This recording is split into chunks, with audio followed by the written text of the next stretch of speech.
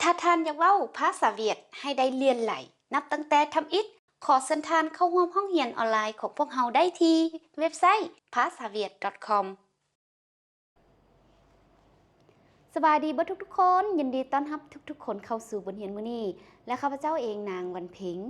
บทเรียนมื้อนี้พวกเราจะได้เรียนเกี่ยวกับ10คำศัพท์เกี่ยวกับนิสัยในด้านดีหรือว่าแง่บวกและก็ด้านลบหรือว่าแง่ที่ว่าบ่ดีหั่นน่ะในภาษาเวียดเนาะซึ่งว่าภาษาเวียดก็สิเว้าว่า10 từ vựng về tính cách tích cực và tiêu cực thông dụng trong tiếng Việt ก็คืออาจารย์ได้แปลเมื่อกี้นี่เนาะจะเป็น10คำศัพท์เกี่ยวกับนิสัยติ๊กกึกนี่แม่นแง่บวกหรือว่าด้านดีหั่นเนาะและเตี้ยวกึกแม่นแง่ลบหรือว่าด้านที่บ่ดีหั่นthông dụngก็คือมักพบเห็นเป็นประจำหรือว่ามักใช้เป็นประจำtrong tiếng Việt ในภาษาเวียดเนาะซึ่งว่าเนื้อในเป็นอะไรนั้นพวกเราไปเบิ่งน้ำกันเลยข้อที่1อยู่นี่พวกเราจะมาเรียนเกี่ยวกับ10คำศัพท์เกี่ยวกับนิสัยในด้านดีหรือว่าด้านบวกเนาะซึ่งภาษาเวียดสิว่า10 từ vựng tính cách tích cực จะเป็น10คำศัพท์เกี่ยวกับนิสัยในด้านบวกหรือว่าด้านดีเนาะแล้วพวกเรามาเบิ่งข้อที่1อยู่นี่ข้อที่1แม่นrộng lượngจะแปลว่าใจกว้างก็คือเป็นคนกว้างขวางใจกว้างแล้วภาษาเวียดสิเว้าว่าrộng lượngนะใจกว้างlà rộng lượngข้อที่2แม่นkín đáoจะแปลว่าเป็นคนแบบนิสัยเงียบเฮ็ดอีหยังก็เงียบจังซี่เนาะภาษาเวียดสิเว้าว่าkín đáo นะ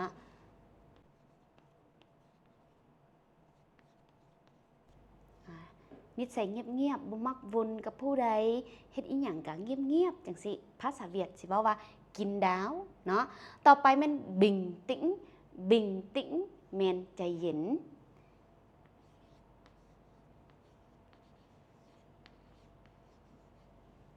ใจเย็นๆbình tĩnh นะต่อไปข้อที่5แม่นdũng cảm จะแปลว่าเก่งกล้าหรือว่ากล้าหาญหั่นเนาะ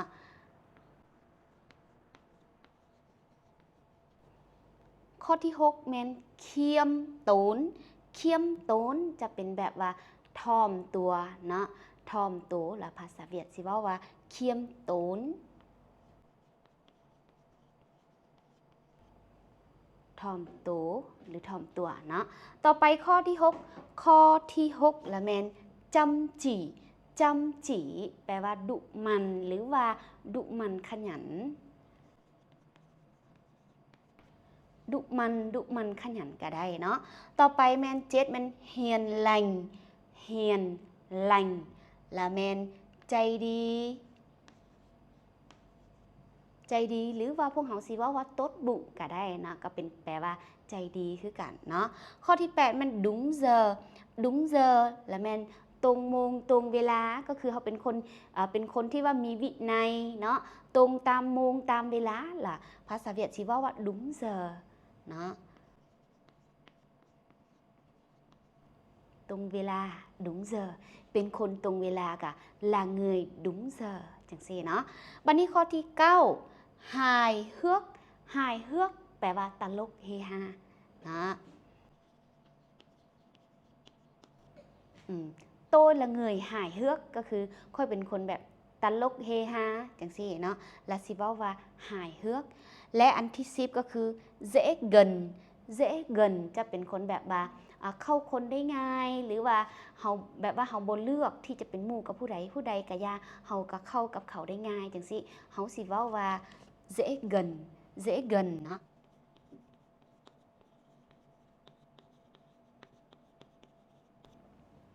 dễ gần แม่นแปลว่าเข้าคนได้ง่ายนะแล้วอันนี้จะเป็น10คำศัพท์เกี่ยวกับนิสัยเฮาในด้านดีหรือว่าในแง่บวกเนาะต่อไปพวกเฮาไปเบิ่ง10คำศัพท์ในแง่ลบหรือว่าในแง่ที่บ่ดีนำกันข้อที่2อย่างนี้พวกเฮาจะเรียนเกี่ยวกับ10คำศัพท์ในด้านลบหรือว่าด้านบ่ดีเนาะซึ่งว่าภาษาเวียดสิเว้าว่า10 từ về tính cách tiêu cực 10คำศัพท์เกี่ยวกับนิสัยในด้านลบ นะและเฮามาเบิ่งข้อที่1อยู่นี่แควควาง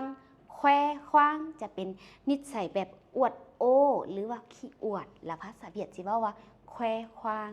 นะอวดโอ้หรือว่าขี้อวดนะอวดโอ้ขี้อวดลาแควควางต่อไปมันเอียวด้วยเอียวด้วยมันอ่อนแอ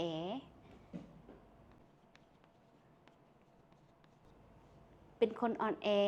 เงยเอียวด้วยนะอ่อนแอเนาะต่อไปข้อที่3มันโดกิ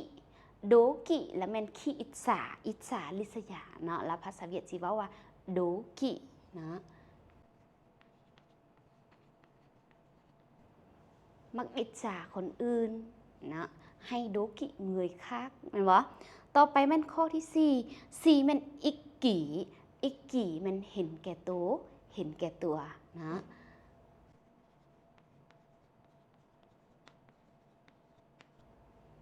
เป็นคนเห็นแก่โตlà người ích kỷ แม่นบ่ต่อไปข้อที่5nóng tính nóng tính làเป็นคนใจร้อน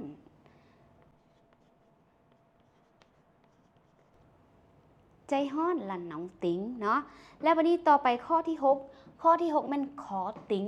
ขอติ้งเนี่ยจะเป็นแบบเป็นคนที่ว่าเอาใจยากเนาะคนอื่นเขาเจ้าสิเฮ็ดอะไรให้เขาก็บ่ถูกใจหั่นน่ะล่ะภาษาเวียดสิว่าขอติ้งเนาะ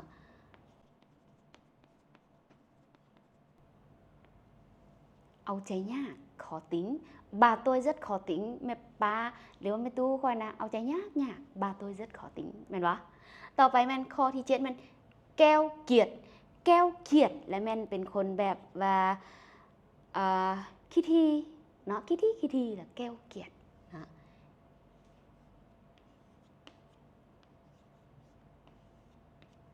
ขี้ทีแก้วเกียรติต่อไปข้อที่8แม่น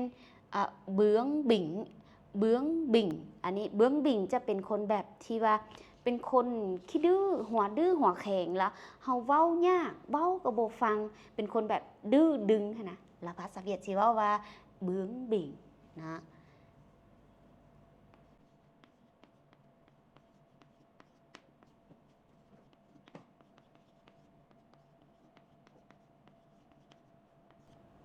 ดื้อดึงหรือว่าหัวแข็งเว้ายากเว้าซำใดก็บ่ฟังเป็นคนที่ว่าหัวแข็งขี้ดื้อแล้วเขาเว้าว่าเบื้องบิ่ง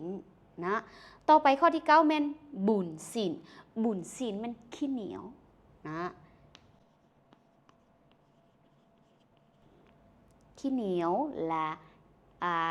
บุญศีลเนาะซึ่งว่าบุญศีลอยู่นี่จะแปลว่าขี้เหนียวส่วนแก้วเกียรติเป็นขี้ทีก็คือขี้ทีนี่แบบคันที่ว่ายังขอได้อยู่แต่ว่าเอาขี้ทีนิดนึงซื่อๆเนาะแต่ว่าถ้าเป็นคนขี้เหนียวแล้วบุญศีลความหมายหรือว่าระดับของมันจะสูงกว่าคำว่าขี้ทีเนาะขี้ทีกับขี้เหนียวจะหุนแหงกว่าคำว่าขี้ทีเนาะแล้วคำสุดท้ายเลื่อยเบี้ยงจะเป็นว่าขี้ค้านเนาะ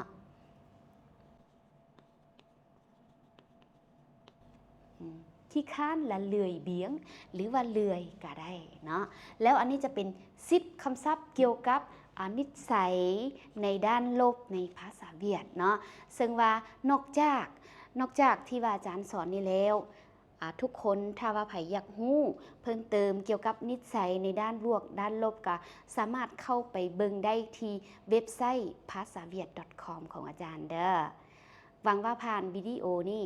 ทุกๆคนจะเรียนได้นิสัยของคนบ่ว่าจะเป็นด้านบวกหรือว่าด้านลบบ่หลายก็น้อยแล้วเนาะขอขอบใจทุกๆคนที่เข้ามาเบิ่งแต่ต้นจนจบสุดท้ายนี้ถ้าผู้ใดอยากเรียนภาษาเวียดโดยบ่ได้เสียค่าก็อย่าลืมเข้าไปเรียนได้ที่เว็บไซต์ pasaviet.com เด้อพบกันใหม่ในคลิปหน้าสำหรับคลิปนี้ซินเจ้าสบายดี